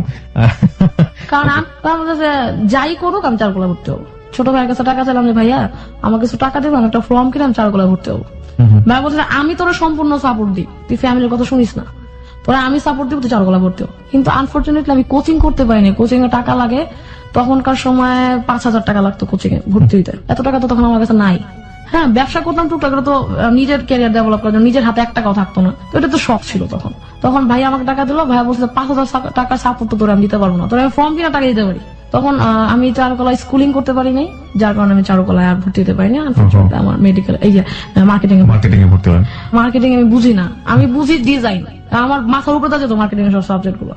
তখন আমি ওরা কোচিং করতো, আমি কোচিং যেতাম না। তুই কোচিং না করলে পাস করবি কেমন? আমি দেখিস আমি চারুকলায় ভর্তি হলাম, তোরা দেখিস। মার্কেটিং এ কোথায় পড়াশোনা করলেন? আমি মার্কেটিং এর সিদ্ধেশ্বরী যে ডিগ্রি কলেজ। ওকে তখন ওই জায়গায় টাকাটাও বেশি লাগতো, ওই যে আবার নিজের টাকা থেকে নিজের পড়ালেখারই করতে হতো। নানা ভাই মাঝে মাঝে দিত, মা মাঝে মাঝে দিত, কারণ সবাই তোমার পড়ালেখার বিপক্ষে। যখনই পারে ধরে বিয়ে দিয়ে দেয়। হ্যাঁ, পারলে তো ওই সময় বিয়ে দেয়। ওই যে আমার বলতেছে যে তুই বললি ইন্টারমিডিয়েটের পর বিয়ে করবি, ছেলেই তো দেখো না, বিয়ে করবো কি আমি। তখন আমার ক্যারিয়ার, একটাই চিন্তা, ক্যারিয়ার যে হচ্ছে আমাকে দুঃখ দিছে, কষ্ট দিছে, তার কাছে আমি ফেরত যাবো না, আমার ক্যারিয়ার নিয়ে আমি আগাই। তো প্রাচ্যনাটে ভর্তি মানে আমার রান করতে থাকি, টুকটাক কাজগুলো করতে থাকি। এরপর আমার পরের একটা ব্যাচ আসে, তো ওই ব্যাচটাকে নিয়ে আমরা কাজ করতাম, রিয়াক্ট দিতাম, হ্যাঁ তোমরা নতুন আসছো না, এটা ঝাড়ো দাও, এটা করো, এটা করো। তো আমি এটা করতাম না, আমি হচ্ছে ডিফারেন্ট, মানে আমারও কাজ তো করতেই হবে। জি, গ্রুপে আসলে কাজ করতে হবে। গ্রুপ মানেই হচ্ছে একটা কাজের জায়গা, এই জায়গায় আধেরা সময় দেওয়ার সময় নেই। আর আমার আধেরা সময় দেওয়ার সময় না মানে হচ্ছে আমার যেইভাবেই হোক রাত 8টা থেকে 8:30টার মধ্যে বাসায় থাকতে হবে। আমি যাই তারা ঘুরা করে, আমি গ্রুপে খুব ফেমাস হবো যে ওয়াফি আসলে চা খাওয়া যাবে, ওয়াফি আসলে এই কাজটা খুব তাড়াতাড়ি হবে, ওয়াফি আসলে মাস্ক বানাতাম মুখোশের গ্রুপে, ওয়াফি আসলে এই মাস্কটা তাড়াতাড়ি হয়ে যাবে, কারণ ও কাজ জানে। আমার পরের ব্যাচের একটা ছেলে আসলো, রাজেশ, ও আমার অনেক বড় সিনিয়র। তো ও বললো যে তুই কি কি কাজ করিস আমার বল, তোর সাথে আমি কাজ করি। ডিফারেন্ট দেখলাম, সবচেয়ে ছেলেটা ডিফারেন্ট। সে হচ্ছে সবাই বললো যে রাজেশ আমার একটু খাও, নিজের টাকা পকেট থেকে টাকা দিয়ে সে খাওয়া আরম্ভ করেছে, যেহেতু তার পড়ালেখা শেষে একটা বিজনেস করতেছে, সে সবাই খাওয়ানো আরম্ভ করে। আমার খুব রাগ লাগতো যে ওরা যদি খায় তো নিজের টাকা দিয়ে খাবে, তুমি ওইটার সাথে টাকা দিতে পারো যে আমি এত টাকা দিলাম, বাকি টাকা তোমার ম্যানেজ করো, কিন্তু তুমি সবার বিল কেন দিবা? আমার তো গায়ে লাগতো, কারণ আমি তো কষ্ট করে টাকা কামাই, আমি তো জানি যে টাকাটা কত কষ্ট। তাই বলতাম তুমি কাজ করো, তুমি টাকা ওদের না খাও, একদিন হুন্ডা তেল ভরবো, আমরা দুজন মিলা পুরো ঢাকা শহর ঘুরে বলো। তো আমার বোধ হয় তোর নিয়ে ঢাকা শহর ঘুরবো কেন? আমি কাছে আমার নিয়ে ঘুরো দরকার না, তুমি নিজে নিজে ঘুরো। তো ও আমাকে পছন্দ করা আরম্ভ করলো এই কারণে যে আমি নিজে খুব আত্মকেন্দ্রিক। রাজেশ ছেলেটা। তো ও আমার সাথে ঘুরতো, আমরা সময় পেলে ব্যাগে উঠা ঘুরা আরম্ভ করতাম। তো ও আমার সাথে প্রথমে বলো তুই কি কি কাজ করিস আমি একটু দেখতে চাই। গ্রুপে তোর খুব প্রশংসা, তুই খুব ক্রিয়েটিভ, তুই কিসের ক্রিয়েটিভ আমি দেখতে চাই। সবসময় পথে তুই তো হিডেন ট্যালেন্ট, আয় তোর কি কি কাজ আমি দেখি। তা দেখি আমার দোকানে তোর কিছু কাজ উঠানো যায় কিনা। ও ছেলের ব্যবসা ছিল? হ্যাঁ, ওনার ব্যবসা হইতেছে যে স্টেশনারি যে ব্যবসা, পাশাপাশি গিফট আইটেম। ওকে। তো আমার বলে তুই আমার দোকানে প্রোডাক্ট নেই, তাহলে তো তোমার আমার প্রোডাক্ট গুলো দেখতে হবে, চলো আমি তোমার দেখাই। তো একদিন আমি ওর কাছে টাইম নিলাম যে ভাইয়া তুমি আমার সাথে আসো, আমি তোমার আমার যে জায়গাগুলো আমি সবসময় চিনাবো। তো ওর যখন আমি জায়গা চিনালাম, আলটিমেটলি দেখলাম যে যে জায়গা ওর নিয়ে যেতে ওই সব জায়গা ওরে চিনে ভালো। তো রাজেশ ভাই এই মেয়েটাকে এই আপুরো তো অনেক আগে থেকে চিনি, তো আপনার আপুর সাথে যোগাযোগ কিভাবে? ও বলতেছে যে আমরা একই গ্রুপে কাজ করি। তো ও আমাকে দেখে চিন্তা করতো, ও হচ্ছে খুব বড় ফ্যামিলির ছেলে, পুরান ঢাকায় একদম ঢাকাইয়া। তো ও আমার এই স্ট্রাগল দেখে রীতিমতো অবাক যে একটা মেয়ে কিভাবে স্ট্রাগল করে। তখন ও বলছে তো আজ যে কোন জায়গায় তোর প্রোডাক্ট আছে, যেহেতু আমার অনেক সিনিয়র, আমি আমার তুই করে বলতাম, ভাইয়া ভাই করে বলতাম। আমি বলছি আজ যে কই প্রোডাক্ট আছে, চলো তোমার দেখাবো। তো আমি দেখালাম প্রোডাক্ট, ও খুব ইমপ্রেসড আমার প্রোডাক্ট দেখে, যে একটা মেয়ে হইলে এরকমই হওয়া উচিত। তো বললো যে আমার অনেক পরিচিতি আছে, আজ যে তুই আরো প্রোডাক্ট দিতে পারবি ইচ্ছা করলে। আমি বললাম যে ঠিক আছে। তখন আমার ফ্রেন্ডকে একদিন ডাক দিলাম, জুয়েলকে, জুয়েল আমার মা, দুজনের সাথে ওর সাথে পরিচয় করাই দিলাম। তো আমার ফ্রেন্ড খুব পছন্দ করে, আমার ফ্রেন্ড তখন ব্যাপারটা বুঝতে পারতেছে যে ও তো ওরা তো একদিক থেকে ঘুরাই নিয়ে আসছে, ও তো আরেকদিকে এখন ওর ব্যস্ত হওয়া উচিত, যদিও ছেলেটারা পছন্দ করে বা ছেলেরা যদি ওর কাজ পছন্দ করে বা ওরে পছন্দ করে, যাতে ওরা মিট হয় একসাথে। আপনার জুয়েল? আমার ফ্রেন্ড জুয়েল। তখন ও বললো যে ঠিক আছে তুই ওর সময় দে। তখন ও মানে ইসে বললো যে রাজেশ ভাই আপনি ওরা সময় দেন, আমি তো পারতেছি না। আমার ফ্রেন্ড তখন জাহাঙ্গীরনগরের ড্রামাটিক্সে পড়ে, তো জাহাঙ্গীরনগর থেকে এসে আমার সময় দিতে পারতো না। আর আমার কোনো ফ্রেন্ড নাই যাকে নিয়ে আমি বিভিন্ন জায়গায় মুভ করবো। মেয়েদের একা চলা খুব রিস্কি। তো মা বললো যে ঠিক আছে রাজেশ, তুমি ওরা নিয়ে একটু কাজ করো, ও তো আমার মেয়েটা অনেক কষ্ট করতেছে, পাশাপাশি বিয়ে হয়ে যেতে পারে যে কোনো সময়। ও বললো যে আন্টি এখন কি বিয়ে দিবেন, বিয়েরও পরে দেন, ও কাজ করতে কাজটা করতে দেন। তখন মানে আমি বুঝতে পারলাম যে হয়তো আমার পছন্দ করতেছে, কিন্তু আমার কেউ কেউ বলতাম না। মানে বিষয়টা হচ্ছে একটা ফ্যামিলির অনুযায়ী যে বিয়েটা আমি করবো, ওই ছেলেটা আমার মন মতো হবে না, কিন্তু এই ছেলেটা পারফেক্ট। তো ও বললো যে তুই আমার বিজনেস দেখতে একদিন। আমি বলছি যে না, তুমি বিজনেস দেখে কি হবে, তুমি যদি পারো আমার প্রোডাক্টগুলো তোমার দোকানে উঠাই। তখন ও আমাকে একটা সাপোর্ট হিসাবে কাজ করতো, ও বিভিন্ন জায়গায় আমার সাথে যেত, ওর পরিচয় দেখলাম 2 টাকা কাগজের দাম কমে যেত, মানে এরকম একটা। আমি বলছি 2 টাকা যদি পার পিস কাগজে কমে, তাহলে তো 10 টাকা কাগজে তো অনেক টাকা কমে যায়, তুমি আমার সাথে চলো। তখন ওর মাধ্যমে কিছু কিছু জায়গায় আমি যাই, ওর খুব পরিচিত। তো যেদিন ও বলতেছে একদিন তুই আমার দোকানে, ওই দিন আমার বাসায় একটা ছেলে মানে দেখতে আসে, এবং ওই দিনই আমার মানে বিয়ে দিয়ে দেবে, কাবিন হয়ে যাবে, এমন একটা ব্যাপার। তখন আমি বলছি যে আমি আজকে ভাগলেই তো দেখতে পারবে না, আমার তো কিছু জানাই না, আমি জানি না বিষয়টা, আমি জানি কিন্তু আমি বলবো যে আমি জানি না। তখন আমি বাসা থেকে বের হয়ে গেলাম, আমার খুব মন টন খারাপ। আমি গেলাম ওর দোকানে, লক্ষ্মীবাজার, খুঁজতে লোকাল বাসে উঠলাম, লোকাল বাসে উঠে যাইতে ততক্ষণ লাগে। তো গিয়ে নামলাম, হাঁটতে দোকানে গেলাম, গিয়ে বলে দেখ এটা আমার বিজনেস। এখন আমি বুঝলাম না যে ওর বিজনেস আমার কেন দেখাইতেছে। তখনও কিন্তু আমরা দুজনকে পছন্দ করি, কিন্তু কেউ কেউ বলি না, কারণ আমার ভিতর তো একটা ভয়, যদি এটাও যদি হয়ে যায়। আর ও বলতেছে যে ও তখন একটা মেয়ের সাথে অ্যাফেয়ার করতো, 10 বছরের অ্যাফেয়ার ছিল। ওই মেয়েটা প্রচন্ড পরিমাণ বিরক্ত করতো ওরা, মানে বাসায় এসে বসে থাকতো, কোন ফ্যামিলি নেই, কিছু নাই, মানে আয়সার সবসময় মানে ঘুমের ওষুধ খেয়ে ফেলতো, এই মানে সিনক্রেট করতো। তো বলছে যে বিয়ে ওর করবে, এটা আমি বুঝে ফেলছি। তো একদিন গ্রুপে যখন ওই মেয়েটা আসে, তখন বলছে দেখ, সবাই বলছে দেখ মিসেস রাজেশ আসছে। আমি তখন রাখলো, তুই জানো যে মিসেস রাজেশ, তুই জানো যে রাজেশ ভাইয়ের বউ বলবো। তখন আমার ফ্রেন্ডরা বললো, মানে গ্রুপের ফ্রেন্ডরা, তুই খেয়া পোস কেন, তুই কি রাজেশ পছন্দ করিস? আর বলছি না, পছন্দ করি না, মিসেস রাজেশ বলবি কেন? তখন ও বলতেছে যে না আচ্ছা ঠিক আছে বলবো না। তারপর ওই ছেলে বললো যে দেখ আমার বিজনেসটা দেখছিস? হ্যাঁ দেখছি। তাহলে এক কাজ কর, আরেকজনের সাথে তোর পরিচয় করে দিব।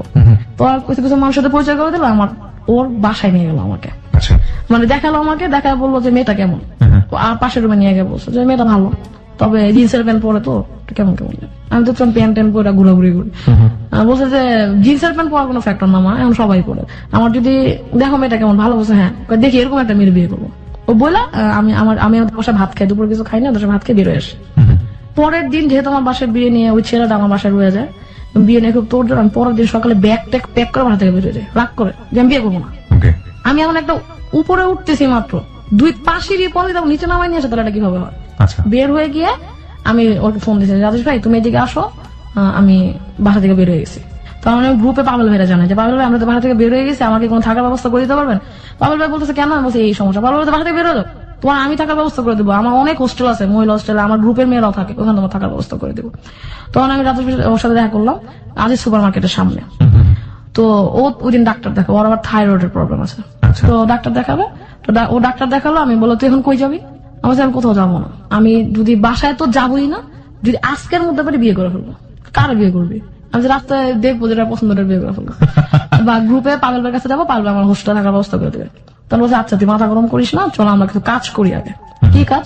বলতে চকে যাবো প্যাকেট কিনতে। কি জন্য? গ্রুপে লাগবে। আচ্ছা আমি তো গ্রুপের জন্য জীবন দিতে প্রস্তুত, চলো যাই গ্রুপে। তখন আমি তো গ্রুপে যাওয়ার আগে আমি যে আজ কিছু জায়গায় প্রোডাক্ট দিই, ওদের সাথে একটু কথা বলে যাই।